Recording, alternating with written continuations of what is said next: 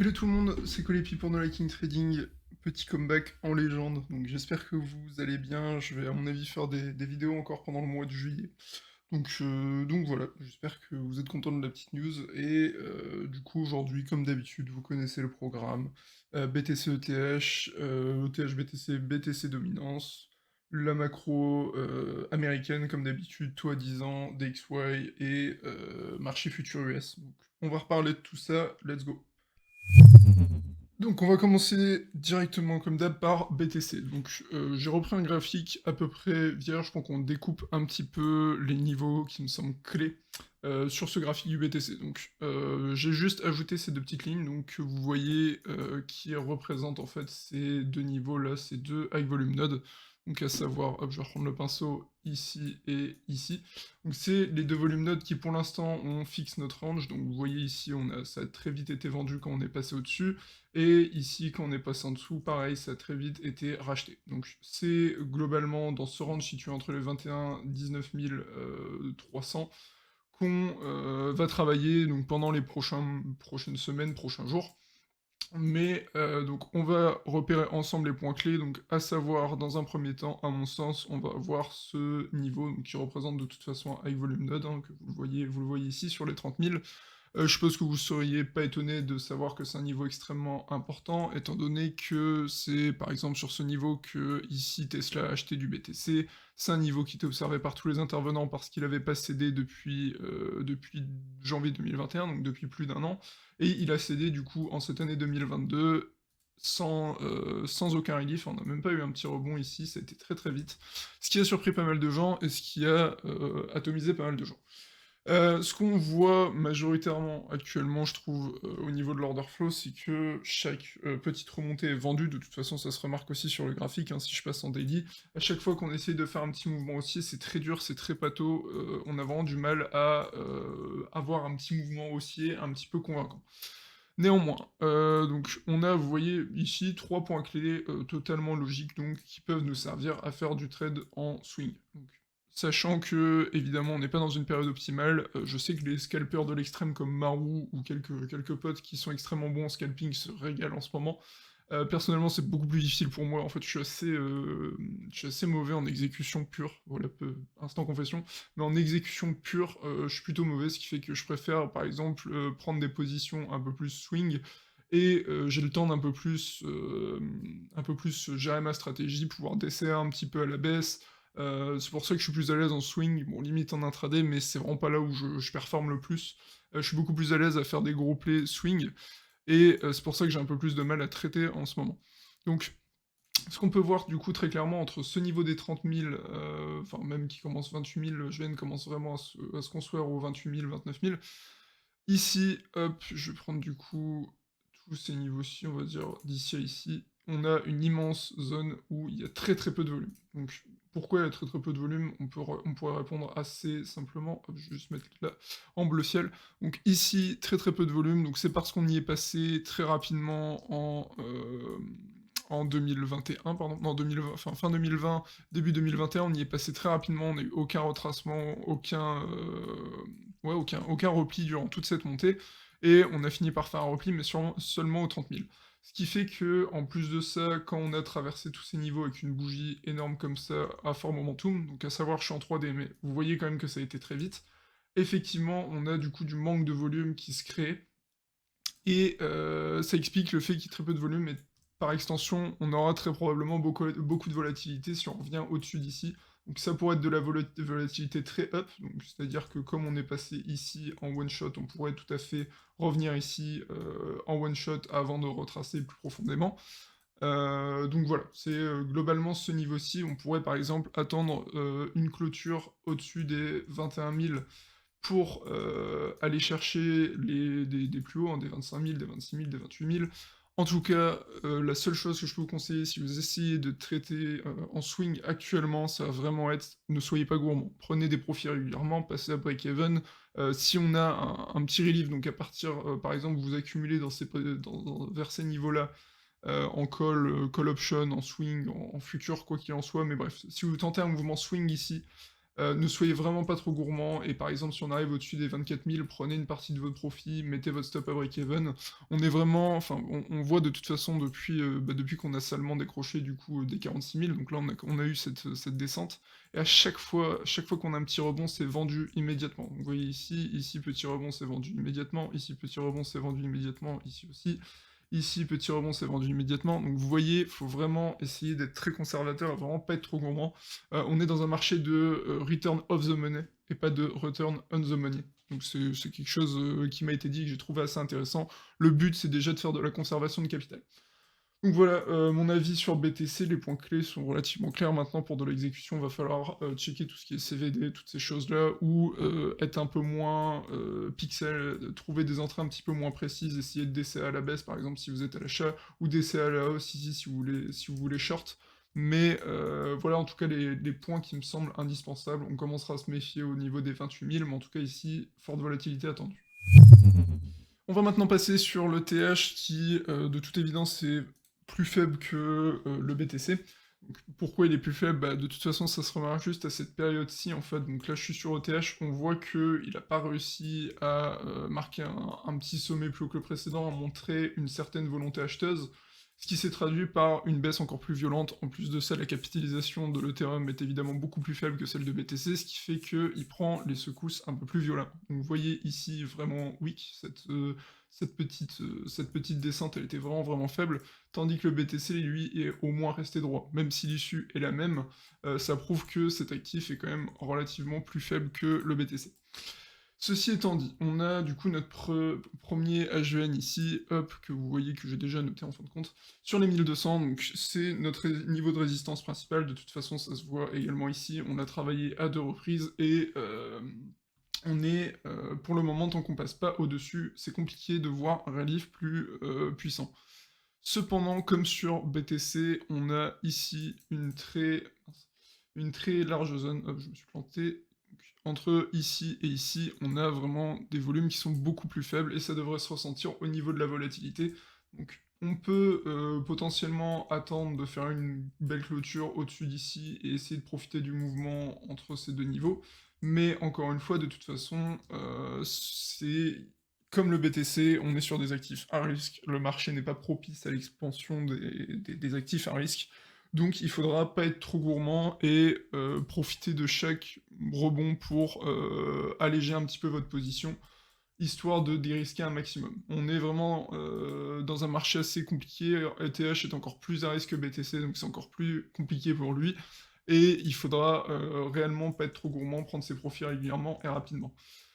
Donc comme je vous l'ai dit, très peu de volume ici, et le prochain HVN du coup qui se situe aux 1800 $, donc c'est notre prochain point intéressant. Si on arrive sur des niveaux comme celui-ci, donc 1800-1700, là il faudra à mon sens réellement dérisquer au risque de subir encore une nouvelle jambe de baisse. Donc évidemment c'est à condition que on pousse jusqu'ici déjà. Si on vient pousser jusqu'ici, évidemment ça profitera à quelques alts, mais il faut pas oublier, hop, donc là je passais sur l'ETH BTC, l'ETH est quand même dans l'absolu plus faible que le BTC, donc ce qui est intéressant c'est évidemment cette bougie qu'on a fait ici qui a vraiment pas mal de momentum. En plus de ça, ça a été un point qu'on a pas mal travaillé, donc on l'a travaillé ici, on l'a travaillé ici en tant que résistance, on l'a travaillé ici en tant que support, bref, c'est un point qu'on avait travaillé pas mal de fois, les 0,0652, et ça pourrait être intéressant, donc vous voyez, on marque un lower low ici, donc en gros, hop, je vais reprendre depuis le début, sommet plus haut que le précédent, donc là, creux qui est plus haut que le précédent, donc le précédent qui était ici. Là, on fait un sommet du coup sur cette résistance qui avait déjà pas mal été utilisée en 2021, donc on fait un sommet plus bas que le précédent ici, et là, on amorce une belle jambe baissière. On peut hypothéquer qu'on a marqué un lower low, donc un creux plus bas que le précédent ici. Donc on peut voir ici que ça a commencé à racheter massivement, on a eu quelques petites mèches qui ont été faites. Et pour le moment, on a l'air de marquer du coup un petit creux plus haut que le précédent, même s'il est beaucoup moins relevant que des creux un peu plus long terme comme celui-ci. Donc évidemment, ce qui pourrait être intéressant de jouer, c'est une performance d'Ethereum sur les 0,065, donc comme je vous l'ai dit, c'est notre niveau le plus probable, dans l'espoir, encore une fois, de marquer du coup un lower high, un creux plus haut que le précédent, qui du coup s'arrêterait sur le niveau qui me paraît logique moi, c'est les 0,065. Donc à savoir, je suis pas, extrêmement bullish, je vous donne juste les points clés. Que ce soit sur Ethereum ou sur BTC, on a vraiment fait quand même un immense drawdown ici sans aucun, relief. Donc si je mets, hop, ici, et que je reprends du coup en bas, l'Ethereum a fait moins 75% sans aucun relief. Donc, ce qui fait qu'il y a évidemment énormément de shorts hein, qui se sont accumulés ici, qui se sont accumulés ici, et qui s'accumulent encore actuellement. Et tous ces shorts, c'est de la poudre à canon, s'ils n'ont pas pris leur profit évidemment, c'est de la poudre à canon si on vient à faire une étincelle, une petite étincelle haussière, à les liquider en masse, et vous connaissez, un short qui veut clôturer sa position, rachète l'actif plus haut, ainsi de suite, et c'est comme ça qu'on a des mouvements de short squeeze. Donc c'est pour ça que ça me semble plus intéressant à jouer maintenant à la hausse, mais évidemment les points que j'ai annotés du coup sur le BTC ou sur le TH sont également possibles de se retourner à la baisse. Donc typiquement sur l'Ethereum, on a vraiment de faibles volumes ici, donc on pourrait se retrouver sur les 700 ou 600 assez vite. Et pour le moment, ce qu'on voit, c'est que ce niveau est conservé. Pareil sur BTC, ces niveaux extrêmement importants sont conservés. C'est pour ça que il n'y a pas de raison d'essayer de swing short ici. Si on vient le perdre, très franchement, oui, mais en l'occurrence, pas pour ma part. On peut attendre évidemment plus de confirmations, que ce soit sur ETH ou BTC, par exemple, passer au-dessus de cet high volume node, le retester, ce serait une très bonne indication. Donc voilà pour les grosses capitalisations, j'ai beaucoup parlé, désolé, j'espère que c'était pas trop chiant, et on va passer du coup au point macro. Donc concernant le point macro, on va rapidement passer sur la Bitcoin dominance, qui est un graphique que j'aime toujours observer, qui me donne pas mal d'infos. Donc pour le moment, et chose que, pour être honnête, j'avais pas prévu, on a eu du coup un petit repli de la BTC dominance, donc avec notamment quelques bonnes performances hein, des alts. Je pense à Solana qui avait pris plus 30% je crois il y a quelques semaines. Enfin bref, il y avait eu quelques petites performances sur les alts, et j'avoue que j'avais été assez surpris de ça. Maintenant, pour moi, on est plus proche d'un bottom de la Bitcoin dominance, donc vous voyez, ça maintiendrait en fait cette tendance haussière qu'on a essayé d'établir. Là, hop, donc creux, creux et creux plus haut que le précédent, donc ce qui me semblerait plutôt logique. On a eu déjà quelques reliefs sur les alts. En fait, ça m'étonnerait pas du tout que actuellement, donc on ait un relief du BTC, mais en total solo. Donc, par exemple, un BTC qui retourne du coup, comme je vous ai dit, sur les 25, 27, 28 000, tandis que les alts restent faibles. C'est quelque chose qui m'étonnerait pas, ou peut-être seulement les faibles capitalisations qui vraiment sont fuies en masse pour le BTC. C'est vraiment quelque chose qui ne m'étonnerait pas dans le contexte de marché actuel. Donc voilà. Et c'est ce à quoi je m'attends. Maintenant, je pense que les 50%, c'est en tout cas notre point clé pour les prochains jours. Enfin, prochains jours, prochaines semaines, prochains mois. Si on y revient, ça pourrait être intéressant d'essayer de jouer un petit repli. Donc là, déjà, si on remonte comme ça en flèche, ça veut dire que les alts se font dégommer. Et si les alts se font dégommer, on peut essayer d'en reprendre quand on atteint les 50% de BTC dominance, qui était un point important. Si on voit que le BTC peine enfin que le mouvement s'essouffle, on peut essayer de jouer des petits mouvements swing sur les alts, profiter du petit repli de la BTC dominance pour essayer de choper quelques mouvements. Donc voilà pour la BTC dominance, on va maintenant passer aux taux qui eux se sont bien fait poncer, on est actuellement sur les 2,89%, donc notre niveau extrêmement important, comme on l'avait dit, ça a été les 3,25, qui était notre pic en 2018, on avait déjà essayé de remonter les taux, avant que les marchés commencent à pas trop apprécier, et que Trump ordonne à la Fed de continuer d'aider les marchés financiers. Donc c'est ce qui s'était passé, du coup, les 3,25 pardon, sont notre pic de taux en 2018, et c'était ce point qui était à marquer. Pour l'instant, ça a été rejeté, ce qui est intéressant pour nos actifs à risque. Des taux trop hauts, généralement, ça incite plutôt les gens à fuir les actifs à risque.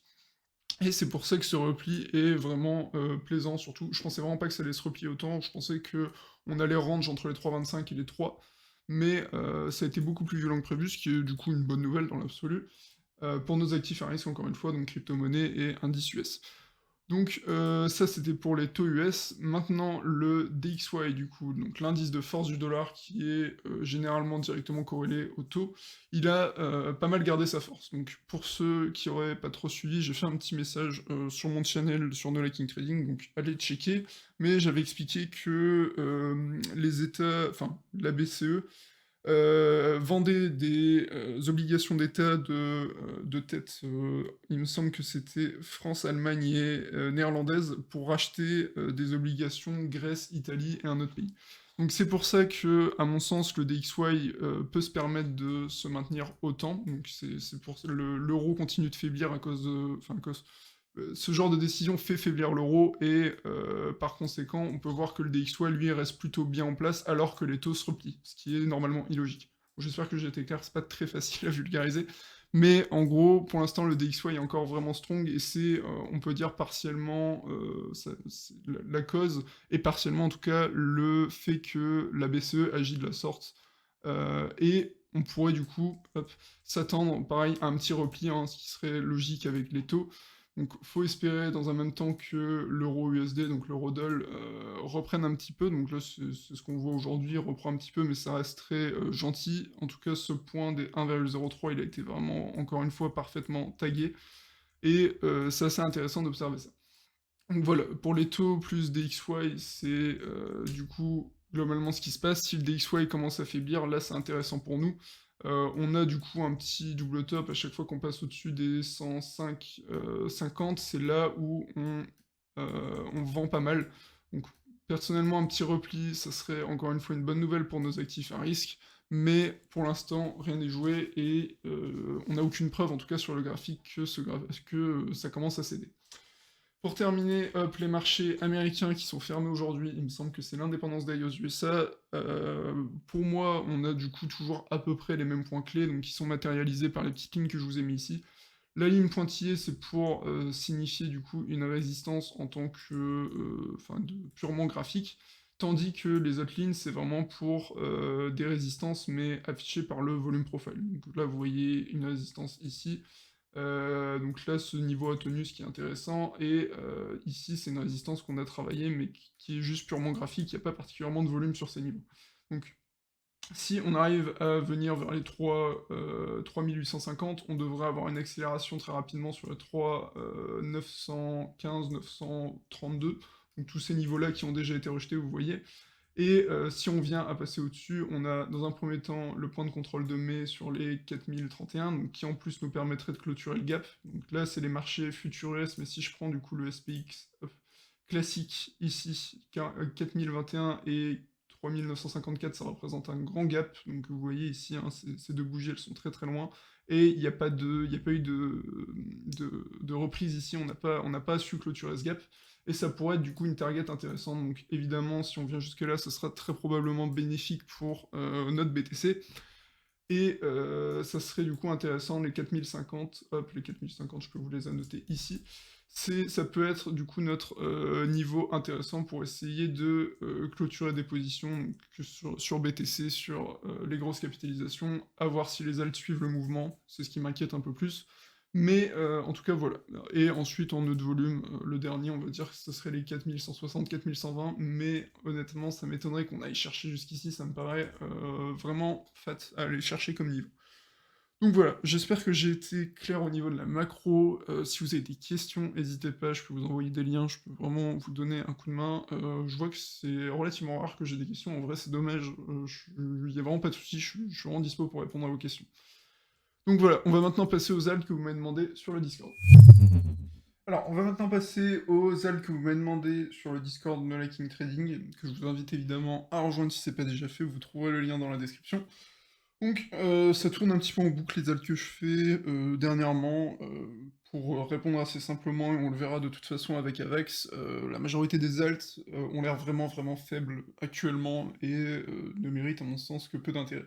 C'est pour ça qu'en ce moment je parle énormément de macro, peut-être quasiment autant que de crypto, mais en fait c'est parce que actuellement c'est réellement ça qui conditionne tout le marché crypto, et ça me semble relativement un peu intéressant de se mettre sur les alts, donc de se placer sur les alts, ça me semble relativement pas intéressant. Mieux vaut en profiter pour s'intéresser à la macro, s'intéresser à aux fondamentaux si c'est quelque chose qui vous plaît, pour préparer les prochains bull runs, mais on reste sur des périodes extrêmement délicates en termes de jeu sur les alts en fait.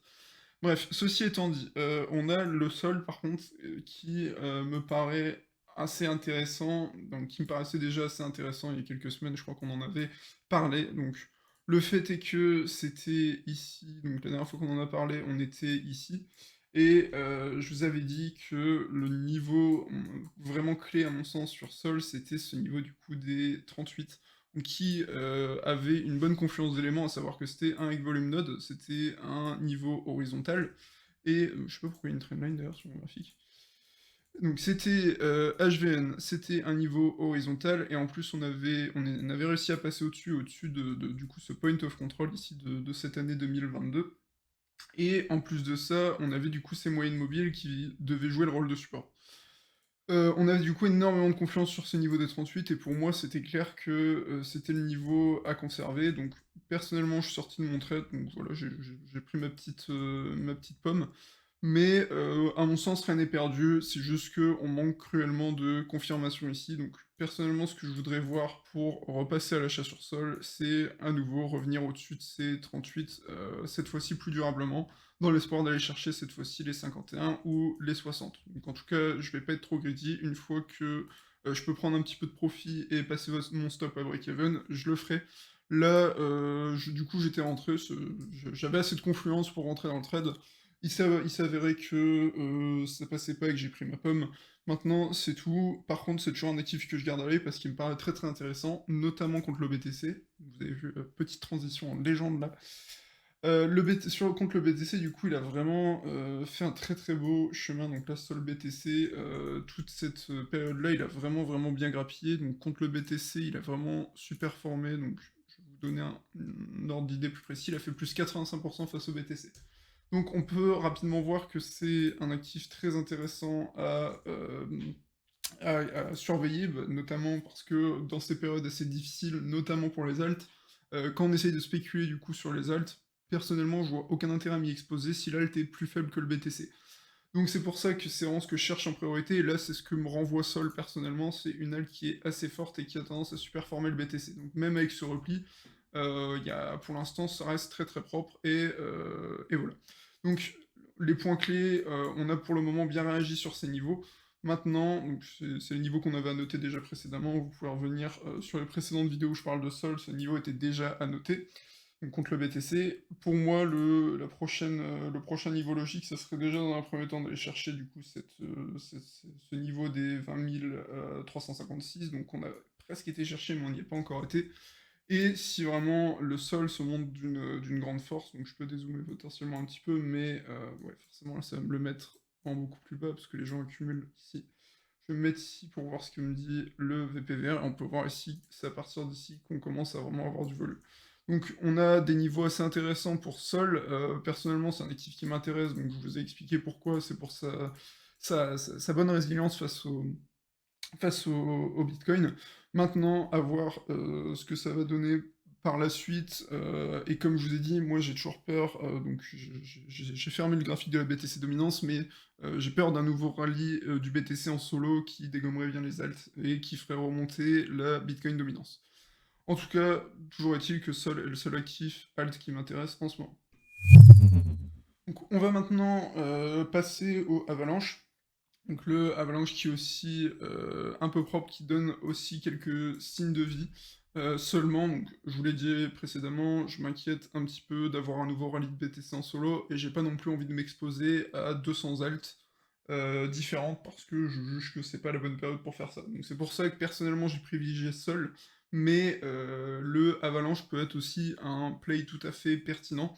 Donc on a du coup ce fort momentum ici qu'on a eu sur cette bougie, qui a laissé pas mal de gap et qui pourrait nous donner une accélération assez importante si on vient chercher ici, donc pourquoi pas aller chercher toutes ces bornes ici et ici en dernier lieu. Ça serait les niveaux qui seraient intéressants, mais il nous reste quand même en fait un gros risque de perdre tout ça sur Avalanche, donc bon, je fais des flèches absolument dégueulasses, je vais essayer de me faire un truc un peu plus propre, mais donc vous voyez, on a vraiment un gap assez, fort entre ces 2 niveaux et c'est ce qui m'inquiète parce que là, vous risquez du coup une chute de, encore 60. Donc ce qui personnellement ne m'intéresse pas ou en tout cas, si je devais le faire, ça serait en très, très faible portion de mon capital. Donc je vous rassure, sur Solana, j'ai pas non plus, mis, ma maison. Ça reste un petit play et notamment, encore une fois, je pense que les alts, c'est pas non plus le truc de fou à faire en ce moment. C'est pour ça que j'ai privilégié Sol, mais en petite portion, et Avax, personnellement, m'intéresse moins. En tout cas, les points clés sont relativement clairs. Donc ici, ça a été un point pivot, donc on a travaillé ici. On s'en est approché ici aussi, mais globalement, c'est surtout les 16 940 donc, que j'ai montré avec du coup cette ligne noire. C'est notre énorme niveau, mais si vous choisissez de vous positionner sur Avalanche et qu'on a un petit relief, donc on va dire au-dessus de ce niveau, au-dessus de ce creux, de ce sommet, pardon. Donc si on a un petit relief au-dessus de ce sommet, j'ai galéré, pour moi, il va falloir vraiment prendre des profits très vite, ne pas être gourmand, comme je vous l'ai dit juste avant, on n'est vraiment pas dans des périodes qui favorisent l'expansion des alts, et c'est pour ça, jouer vraiment safe sur ces actifs, autant sur BTC, ça va être des actifs quand même relativement moins volatiles. Évidemment, vous pouvez prendre votre pomme, mais la pomme que vous prendrez sur BTC sera probablement moins grande que celle que vous prendrez sur les alts si on vient avoir une nouvelle jambe de baisse. Donc c'est pour ça que, personnellement, je préfère m'exposer aux grosses capitalisations, mais voilà, donc les points clés sont relativement clairs, on peut très vite ripper jusqu'ici pour Avalanche, et donc contre du coup l'USDT, parce que là tout à l'heure je parle contre le BTC, on va du coup avoir ces quelques points clés, donc situer du coup les 15 qu'on est venu chercher, et après du coup les 24, ça serait notre point d'intérêt, 22, 24, tous ces niveaux-ci, on peut commencer à prendre des profits ici, prendre des profits ici, et prendre des profits ici. Ce seraient nos 3 paliers qui intéresseraient pour prendre des profits, mais de toute façon vous connaissez foncièrement mon avis sur l'exposition aux alts en ce moment. Restez safe. Donc voilà pour aujourd'hui l'équipe, j'espère que ça vous aura aidé, j'espère que ça vous aura plu, pardon. C'était particulièrement dense, évidemment, que ce soit du coup directement sur un channel, sur un LT ou en privé, je reste totalement dispo. Si vous avez des questions, n'hésitez pas, c'est dans ces moments qu'on s'améliore, qu'on doit s'améliorer et qu'on doit pas abandonner le marché sous prétexte qu'il est plus en up only. Faut vraiment continuer de grind et du coup je compte sur vous pour vraiment, si vous avez des questions, les gardez pas pour vous, ça sert à rien, soit je trouverai une réponse, soit je vous enverrai des liens, mais en tout cas je trouverai une solution. Bref, donc pour rejoindre le Discord No Liking Trading, vous trouverez le lien dans la description, et pour terminer, notre partenaire officiel pour trader les crypto-monnaies c'est Bybit, et vous trouverez un lien de parrainage dans la description. Sur ce, je vous souhaite à tous une très bonne semaine, et surtout un bon trading. Salut!